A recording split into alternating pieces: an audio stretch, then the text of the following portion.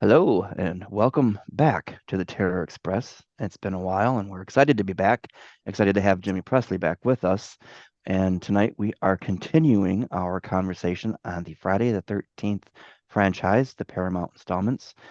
In this episode, we are talking about Friday the 13th, Part 4, the final chapter. Welcome back, Jimmy. We are going to get your feedback on Part 4 and what you loved about it and what you hated about it, and we'll get a little bit of feedback from me as to why Trish is not my favorite final girl. So, welcome back to the Terror Express Terror Talk, Jimmy. How are you? I'm good, man. It's good to be back. I've been looking forward to talking about the final chapter.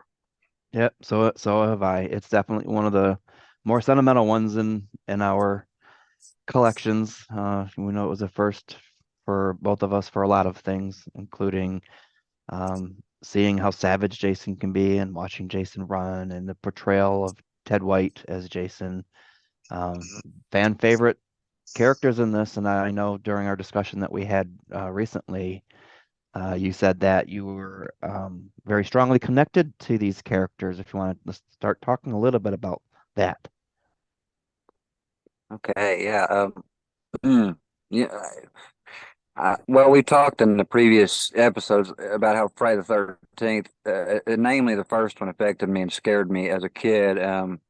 This one, I for some reason remember more for the environment and how the kids acted. I was a little older when I finally saw this one, and it was just it's hard to put into words. I don't even think I could really put it in words in our conversation recently, but um, this one hit me on so many levels at a certain age. I think I was kind of like in my age where you come to age, and Mm-hmm.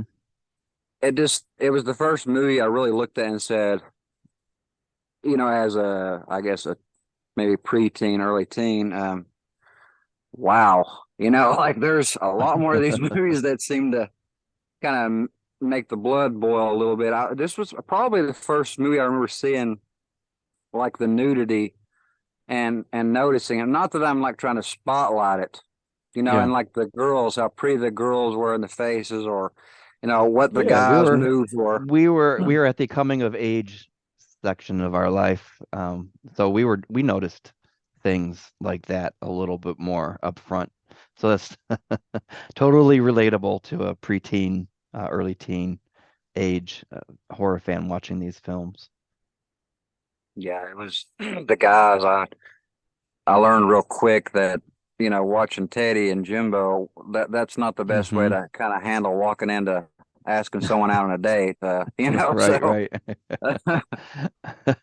I didn't handle that Yeah, too well. especially after Jimbo had, if I remember correctly, had broken up or had been broken up with or from BJ Betty. Let me restart that. BJ Betty had broken up with Jimbo, so he was definitely feeling the stirrings of Yeah. needing companionship. Yes, he was. And Oh I Lordy. mean, he just flat out says it himself. God, I'm horny. Yeah. So yeah.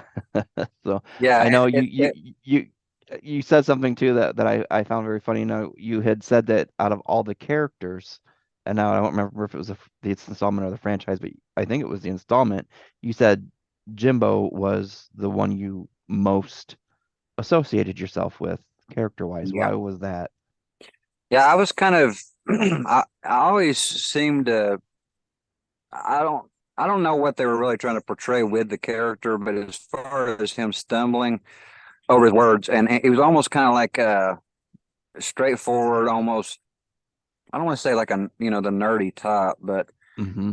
it just, it didn't seem like he fit in with like the cool crowd, which I never did. He was just kind of like, he was who he was. He wasn't afraid to act like who he was. Right. And that's kind of who I was around my crowd, which is what, he did in the movie. And I just, Right.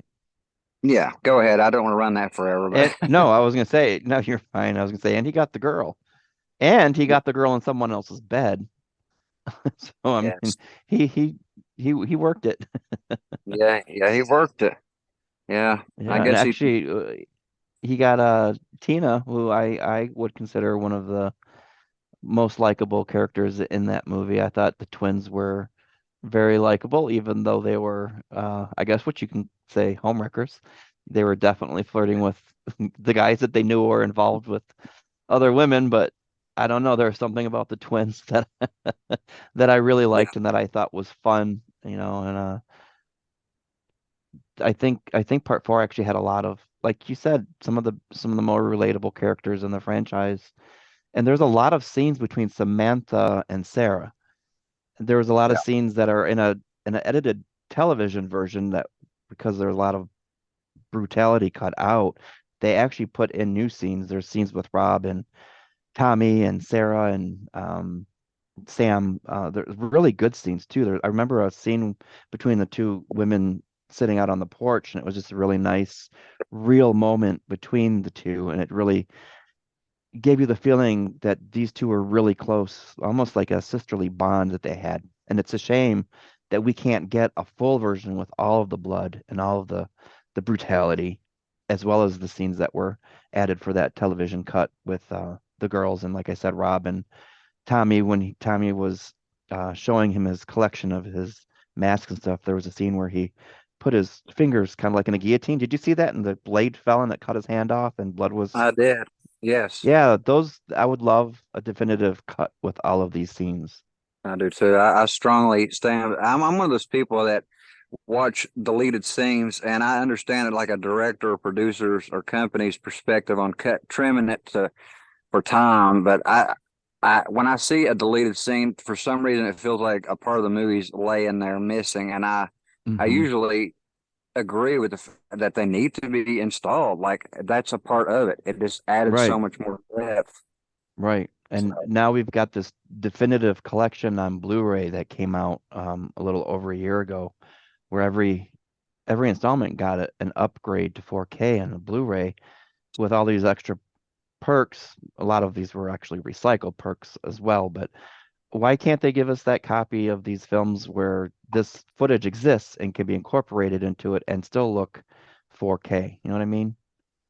yeah. And I'm gonna go off a little off franchise here and talk about Halloween 2 for just a moment, the original Halloween 2, not the Rob Zombie dumpster fire, but actually we'll talk about that again in a later episode. But there was there's footage for the televised version of Halloween 2 that showed a little bit more story between Michael and Laurie, and that was put in to again make up for some of the scenes that were cut out.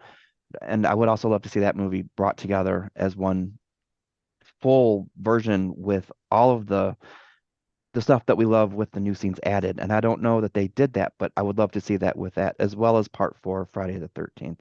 I don't know why Yeah, these filmmakers why they can't just give us a full version. I know. I know. It drives me nuts. The Halloween 2 television cut. Speaking of that, at the end where Jimmy, Lance Guest's character survives in the ambulance, I like that. And, Hmm. that developmental scene you were talking about in the hospital Yeah. room. Yeah, that just, why not add it? I just, yeah, I could fuss about that, about 50 movies right now, I could tell you, but Yeah, yep, yeah. exactly, exactly. Now, I had mentioned at the top of the episode that we would talk a little bit about why Trish was not my favorite final girl. But before we get into that, I do want to I want to make a statement here. I do like Kimberly Beck's portrayal as Trish. I think Trish is a very likable character, and I was totally on her side, and I'm not taking away from the character of Trish. I just don't think the third act, some of her decisions that she made left her a little bit at the bottom of my favorite final girl list for the franchise. I think as far as the Paramount installments go, she would probably be second from last with actually I won't say who my final favorite final girl is. I'll save that for that episode that's still coming up. But Trish falls second from last for me. And what did you think of Trish? I know we Yeah, have a little bit of opposing views on this, and that's what I'm going to love about our conversation here. yeah, no, I liked her. She always seemed to be, and the mom and Trish talked about the dad and Hmm. the split up at the start, and you could tell she was almost trying to take. I don't want to say she was trying to take the place of the father, but she's almost like the extra mother figure to Tommy. And the Yeah. way she was trying to protect him at the end, I really dug that. And it's nothing against anything you said at all. I mean, Hmm. everybody has their taste. For me, she's stronger for that. And the way she Hmm. did, everybody remembers, I'm going to give you something to remember us by, and Hmm. whacks Jason in the chest for that machete. I'm like, man, that was pretty badass. So she was standing her ground to protect Tommy. So, I love that, but Now, she was a little hovery. on the other side of that, this is my take. In the beginning, like you said, when she was talking to her mom, she's this really lovable character. You definitely get a sense of closeness between her and Tommy in their scenes. And in the final moments, yes, she does give Jason something to remember them by. However, there's an entire scene and a couple moments leading up to that scene. And the moments leading up to the scene that I'm referring to is when Rob and Trish are in the tent and it's raining.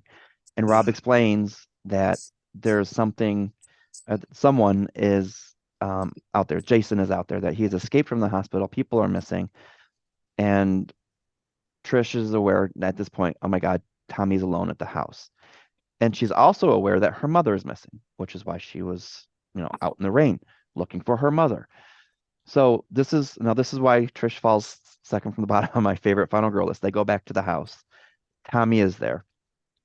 Rob is there. Gordon is there. They've got all this information. Trish knows something is wrong. It's raining out. They now know that the phone is not working. The phone is totally out of the question. The back door is busted because they had to break it to get in. So now the security of the house has been compromised. Trish is aware of all of this. And the fact that her mom hasn't come back, all of this dread is just piled on in this moment. And what does Trish do? She says, Tommy, stay here. Pretty much, fuck you, Tom. You stay here by yourself. I am taking the man. I am taking the dog. I am taking the weapon. And you are going to be in a house that has easy access because there's no lock on the back door and there's no phone. But Yeah, good luck. We're leaving you. She took everything with her, she knowing that did. her mom was missing, knowing that Jason was there and that people were disappearing. Why didn't she say, "Come along with us," or "Here, you keep the machete," or "Here, you're going to keep Gordon here with you," or "Let's just all get the hell out of here"? But she didn't. She left him there, and I think those decisions put her at the bottom of my favorite final girl list. Yeah. She Well, endangered Tommy's safety. it's funny, the very stuff I was taking up for, I never put two and two together there. You're right. I've seen that movie probably 300 or 400 times and never really, yeah, I that's mean, pretty good. she does reclaim herself though when Jason breaks through the window after he throws Rob, and she takes the hammer to Jason and she grabs Tommy and they run and she puts Tommy in front of her so she's protecting him. And when the TV over Jason's head, or the computer, sorry, whatever that electronic was, and Jason's laying there, and Jason has to decide at that moment, Tommy or Trish. And then Trish takes off running to lead him out of the house. I think from that moment she kind of regains that protective status Yeah. that I think she should never have lost. And then with the machete to the hand, and you son of a bitch, I'm going to give you something to remember us by, you know, she kind of reclaims it. But the fact that she just put him in that situation in the first place, in such a dire situation, without any means of protection. Wow. And Yeah. then I had mentioned Gordon. What do you feel happened to Gordon? Did Gordon get thrown through the window from Jason, or did Gordon jump because he was so scared? And did he survive? What's your take on Gordon?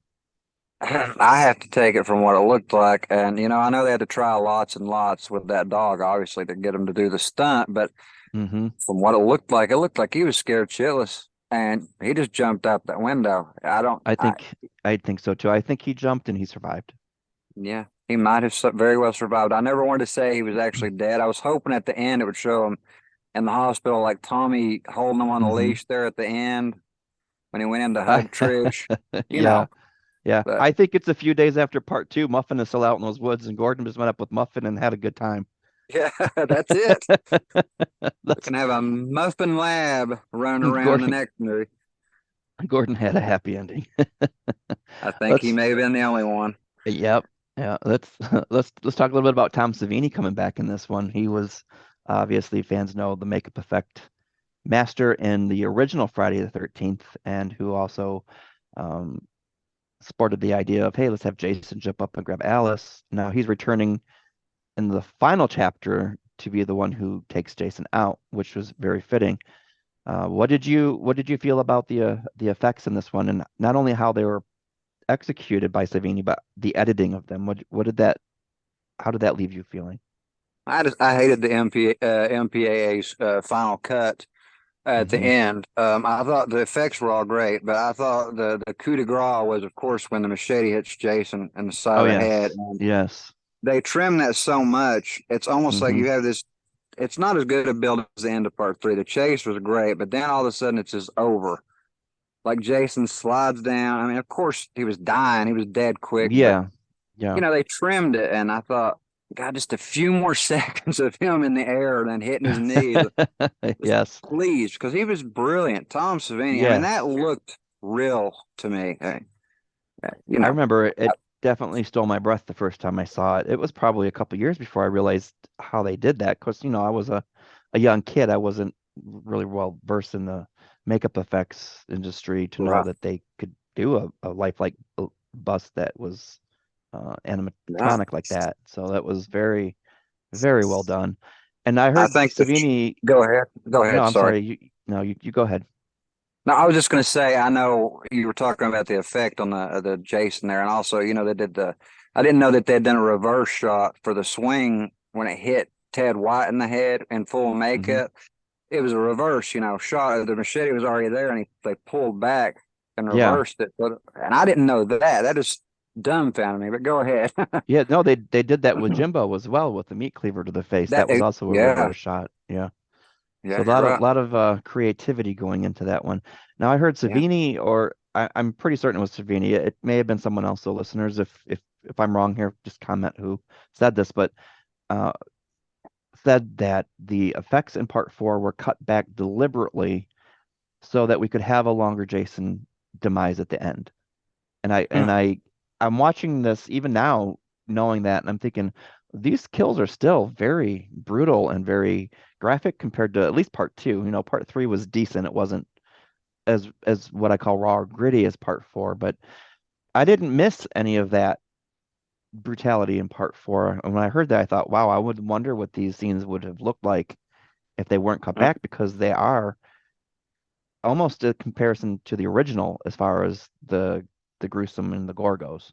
Yeah, that's what I agree. That's what I thought exactly. I attribute that to Tom's great work. I don't know what the MPAA were thinking between one and four, but Hmm. I think that just goes to show you the quality of his effects. And I don't know if he came up. I think the writer said he came up with the deaths, right? And then he told Tom, "We need to do this, this, and this." Yeah, yeah. So yeah, Uh, that makes me think of the actors like Crispin Glover and Judy Aronson and um, all these young actors that are making this film. I know that they were coming up to Tom Savini saying, "How do I die? How do I die?"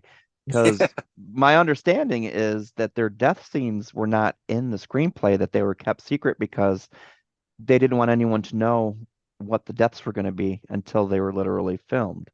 yeah, So there yeah. I was heard no that. no information leaked that way. That's right, and I think that that protected the movie a lot. I know that I read, and I could be wrong again, so don't quote me on this, but that the girl, I think it was Sarah, right? She did not like the way she died and the way they had to perform the stunt Hmm. with the act. I think it was the fire axe to the door.